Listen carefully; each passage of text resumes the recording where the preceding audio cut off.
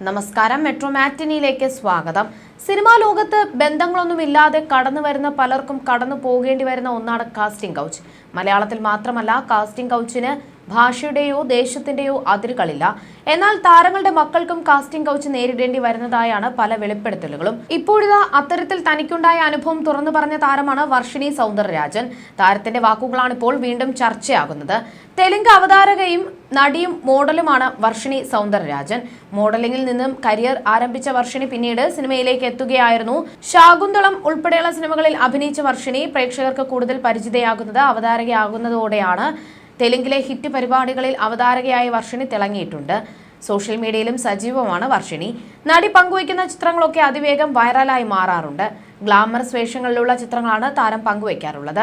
സിനിമയിൽ വേണ്ടത്ര ശ്രദ്ധ നേടാൻ സാധിക്കാതെ വന്നതോടെ വർഷിണി വെബ് സീരീസിലേക്ക് ചുവടുവെക്കാൻ ശ്രമിച്ചിരുന്നു. അതിന്റെ ഭാഗമായുള്ള ഓഡീഷനിൽ പങ്കെടുക്കവെയാണ് താരത്തിന് മോശം അനുഭവം ഉണ്ടാകുന്നത്. ഒരു അഭിമുഖത്തിലാണ് വർഷിണി ഇക്കാര്യം തുറന്നു പറഞ്ഞത്. ഞാനും കാസ്റ്റിംഗ് കൗച്ചിന്റെ ഇരയാണ്. ലോക്ക്ഡൌണിന് മുൻപ് ഒരു വെബ് സീരീസിൽ അഭിനയിക്കാൻ അവസരം ലഭിച്ചു. ഒരു സംവിധായകൻ ഓഡീഷന് വേണ്ടി ഒരു ഹോട്ടലിലേക്ക് ക്ഷണിച്ചു.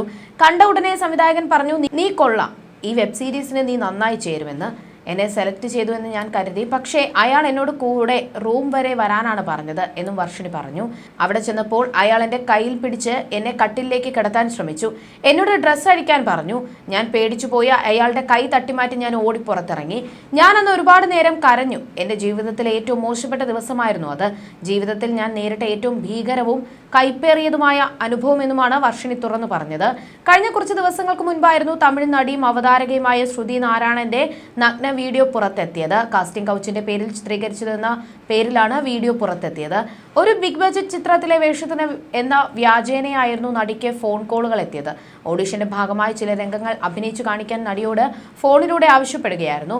തുടർന്ന് നഗ്നയായി അഭിനയിക്കേണ്ട സിറ്റുവേഷൻ ആണെന്നും പറഞ്ഞു. അതിനായി ചില സീനുകൾ ക്യാമറയ്ക്ക് മുമ്പിൽ അഭിനയിപ്പിച്ച് കാണിക്കണമെന്നും ആവശ്യപ്പെട്ടു. അവരുടെ നിർദ്ദേശപ്രകാരം നടി അഭിനയിക്കുകയും ചെയ്തു. പിന്നീട് യുവതിയുടെ വീഡിയോ ചില വെബ്സൈറ്റുകളിൽ പ്രത്യക്ഷപ്പെട്ടപ്പോഴാണ് ഓഡിഷന്റെ പേരിൽ നടന്നത് തട്ടിപ്പാണെന്ന് നടിയെ തിരിച്ചറിഞ്ഞത്. പിന്നാലെ നിരവധി പേരാണ് വിമർശനവുമായി രംഗത്തെത്തിയിരുന്നത്. പലരും നടിയുടെ സോഷ്യൽ മീഡിയ പ്ലാറ്റ്ഫോമുകളിലൂടെ ലിങ്ക് ചോദിക്കുകയും ചെയ്തിരുന്നു. പിന്നാലെ നടി തന്നെ രംഗത്തെത്തിയിരുന്നു. ഈ വീഡിയോ പ്രചരിപ്പിക്കുന്നവർക്ക് അതൊരു തമാശയാണ്, പക്ഷേ എനിക്കോ കുടുംബത്തിനോ അതൊരു കഠിനമായ വേദനയാണ്. ഈ സാഹചര്യം എങ്ങനെ നേരിടണമെന്ന് എനിക്കറിയില്ല.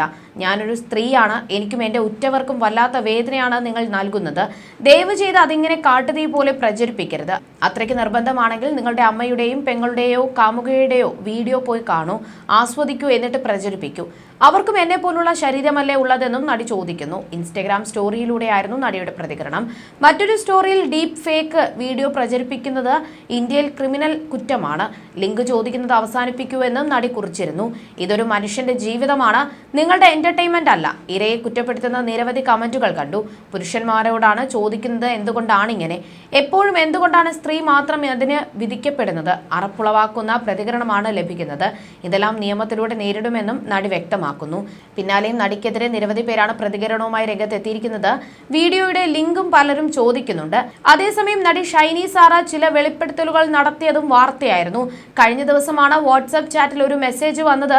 പീയൂഷ് കാസ്റ്റിംഗ് ഏജൻസി വഴി നിങ്ങൾ അപേക്ഷിച്ച അപേക്ഷ ഞങ്ങൾ പരിഗണിച്ചിരിക്കുന്നു. ജയിലർ 2 വേണ്ടി. അതിൽ രജനീകാന്തിന്റെ മകളുടെയും മകന്റെയും വേഷത്തിന് വേണ്ടിയാണ് ഇപ്പോൾ ഓഡീഷൻ നടക്കുന്നത്. 14-40 വയസ്സിന് ഇടയിലുള്ളവരുടെ ഓഡീഷനാണ് നടക്കുന്നത്. താങ്കളുടെ പ്രൊഫൈലും വിവരങ്ങളും ഒന്നും കൂടി അയച്ചു തരണമെന്നാണ് മെസ്സേജ് വന്നത്. തനിക്ക് 50-ന് മുകളിൽ പ്രായമുണ്ട്. എന്തായാലും രജനീകാന്തിന്റെ മകളായി അഭിനയിക്കാനാകില്ല. തനിക്ക് ചേർന്ന് എന്തെങ്കിലും റോൾ ഉണ്ടെങ്കിൽ പരിഗണിക്കണമെന്ന് പറഞ്ഞ് പ്രൊഫൈൽ അയച്ചു. സുരേഷ് കുമാർ കാസ്റ്റിംഗ്സ് എന്നാണ് അതിന്റെ പേര്. പിറ്റേ ദിവസം ഈ സുരേഷ് കുമാറിന്റെ അസിസ്റ്റന്റ് തന്നോട് ചാറ്റ് ചെയ്തു. ആധാർ ഉണ്ടോ, പാസ്പോർട്ട് ഉണ്ടോ, അതിന്റെ കോപ്പി അയക്കണം എന്നൊക്കെ പറഞ്ഞു. മലേഷ്യയിലും തമിഴ്നാട്ടിലുമായിട്ടാണ് ഷൂട്ട് എന്ന് പറഞ്ഞു. തെരഞ്ഞെടുക്കപ്പെട്ടാൽ 10,50,000 രൂപയാണ് സാലറി എന്നൊക്കെ പറഞ്ഞു. ഒരു നിമിഷം തന്റെ മനസ്സിൽ ലഡ്ഡു പൊട്ടി. രജനി സാർ തന്റെ പ്രിയപ്പെട്ട നടനാണ്. അപ്പോൾ പിന്നെ സ്വാഭാവികമായിട്ടും ലഡ്ഡു പൊട്ടുമല്ലോ.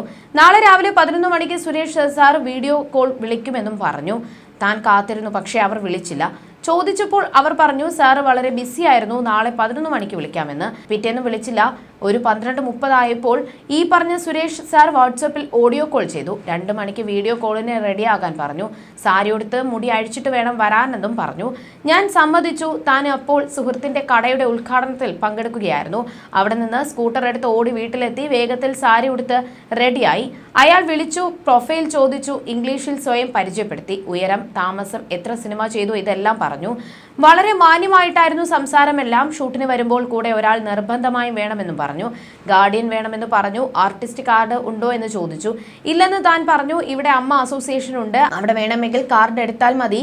താൻ എടുത്തിട്ടില്ല. തമിഴ്നാട്ടിൽ വർക്ക് ചെയ്യണമെങ്കിൽ ആർട്ടിസ്റ്റ് കാർഡ് അത്യാവശ്യമാണെന്ന് അയാൾ പറഞ്ഞു. 12,500 രൂപയാണ് അതിന് വേണ്ട തുക. നിങ്ങൾക്ക് വേണ്ടി ഞങ്ങൾ ആർട്ടിസ്റ്റ് കാർഡ് എടുത്തു തരാമെന്ന് പറഞ്ഞു.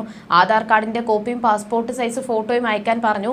ഇന്ന് തന്നെ ആർട്ടിസ്റ്റ് കാർഡ് ശരിയാക്കി തരാമെന്നും പറഞ്ഞു. നിങ്ങൾക്ക് ഞാനിപ്പോൾ ഒരു ഇമെയിൽ അയക്കും, അതിന് ഓക്കെ പറഞ്ഞാൽ ആർട്ടിസ്റ്റ് കാർഡിനുള്ള അപേക്ഷ കൊടുക്കുമെന്ന് പറഞ്ഞു. കുറച്ചു കഴിഞ്ഞ് മെയിൽ വന്നു. താൻ അതിന് ഓക്കെ അയച്ചു. വളരെ പ്രൊഫഷണൽ ആയിട്ടുള്ള മെയിൽ. കുറച്ചു കഴിഞ്ഞ് വീണ്ടും വീഡിയോ കോൾ വിളിച്ചു. നിങ്ങളുടെ മറുപടി കിട്ടി. ഇന്ന് തന്നെ കാർഡിന് അപേക്ഷ നൽകാം, അതിന്റെ പൈസ അയക്കുമല്ലോ എന്ന് തന്നോട് ചോദിച്ചു. സർ, കുറച്ച് സമയം വേണമെന്ന് ഞാൻ പറഞ്ഞു. ഇന്ന് തന്നെ കാർഡ് എടുക്കാൻ തയ്യാറാണെന്ന് പറഞ്ഞതുകൊണ്ടല്ലേ മെയിൽ അയച്ചത്. ഇവിടെ ഒരുപാട് പേർ ക്യൂ നിൽക്കുകയാണ്. നിങ്ങളെ സെലക്ട് ചെയ്തത് എത്രയും പെട്ടെന്ന് കാസ്റ്റ് ചെയ്യാൻ വേണ്ടിയല്ലേ. അപ്പോൾ നിങ്ങൾ ഇങ്ങനെ പറഞ്ഞാൽ എങ്ങനെയാണ്? എത്ര സമയം വേണമെന്ന് ചോദിച്ചു. 2 ദിവസത്തെ സമയം വേണമെന്ന് ഞാൻ പറഞ്ഞപ്പോൾ അത് പറ്റില്ല, പകുതി പൈസ ഇപ്പോൾ അയക്കൂ, ഒരു QR കോഡ് അയച്ചു തരാമെന്ന് പറഞ്ഞു. അതോടെ തനിക്ക് മനസ്സിലായി. ശരി സാർ എന്ന് പറഞ്ഞ് താൻ ഫോൺ കട്ട് ചെയ്തു എന്നാണ് നടി ഷൈനി സോഷ്യൽ മീഡിയ പോസ്റ്റുകളിലൂടെ പറഞ്ഞിരുന്നത്. സമീപകാലത്ത് ഹേമ കമ്മിറ്റി റിപ്പോർട്ടിന്റെ പശ്ചാത്തലത്തിൽ മലയാള സിനിമയിൽ സ്ത്രീകൾ നേരിടുന്ന ദുരിതങ്ങളും ചർച്ചയായിരുന്നു. ഓഗസ്റ്റ് 19-ന് ഹേമ കമ്മിറ്റി റിപ്പോർട്ട് പുറത്തു വന്നതിന് പിന്നാലെയാണ് സംഘടനയിൽ പലതരത്തിലുള്ള ഉലച്ചിലുകൾ സംഭവിക്കുന്നത്. സ്വകാര്യ വിവരങ്ങളെല്ലാം ഒഴിവാക്കി പുറത്തു വന്ന 233 പേജുള്ള റിപ്പോർട്ടിലൂടെ മലയാള സിനിമയ്ക്കുള്ളിലെ അരക്ഷിതാവസ്ഥകളും അനീതികളും വിവേചനങ്ങളുമെല്ലാം പുറം ലോകം അറിഞ്ഞു. തുടർച്ചയായ വെളിപ്പെടുത്തലുകൾക്കും ആരോപണങ്ങൾക്കും രാജികൾക്കും പിന്നാലെ പ്രസിഡന്റ് മോഹൻലാൽ ഉൾപ്പെടെ എല്ലാ ഭാരവാഹികളും അമ്മയിൽ നിന്ന് രാജിവെച്ചിരുന്നു. ഓഗസ്റ്റ് 27-നായിരുന്നു ഭരണസമിതി രാജിവെച്ചത്. 2 മാസത്തിനുള്ളിൽ പുതിയ ഭരണസമിതിയെ തിരഞ്ഞെടുക്കുമെന്നായിരുന്നു അന്ന് മോഹൻലാൽ പ്രസ്താവനയിലൂടെ പറഞ്ഞിരുന്നത്. എന്നാൽ ഇതുവരെ ജനറൽ ബോഡി വിളിക്കാനോ തിരഞ്ഞെടുപ്പ് നടത്താനോ ഉള്ള ശ്രമങ്ങളൊന്നും സംഘടനയ്ക്കുള്ളിൽ നടന്നിട്ടില്ല. നിലവിൽ അഡ്ഹോക്ക് കമ്മിറ്റിയാണ് പ്രവർത്തിക്കുന്നത്. You're watching me on metromatney.com. metromatney.com. Subscribe for more videos. Subscribe here for more videos. Subscribe now. Thank you.